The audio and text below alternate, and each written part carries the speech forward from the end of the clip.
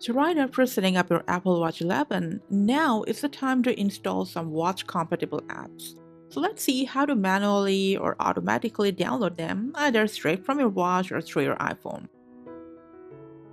So let's start with the easiest way, and that is to open your watch app. So from the dashboard, scroll to the end and you'll see a list of recommended apps that are watch compatible but only installed on your iPhone. If you like any of them to your watch, just hit the install button. And in a moment, they'll be added to your watch. You can find that at the end of your app screen.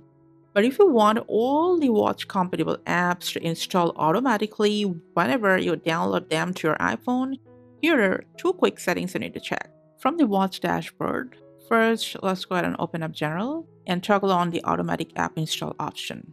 Also, go back to your watch dashboard, scroll down and enter App Store, and here enable the automatic downloads button.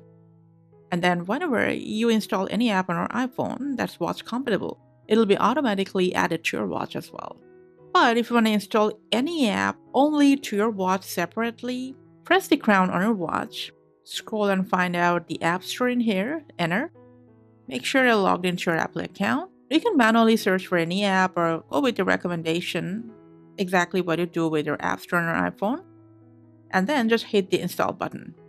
So if you haven't set a screen lock, you'll be prompted to do so. From settings to passcode, you can set a screen lock on your watch.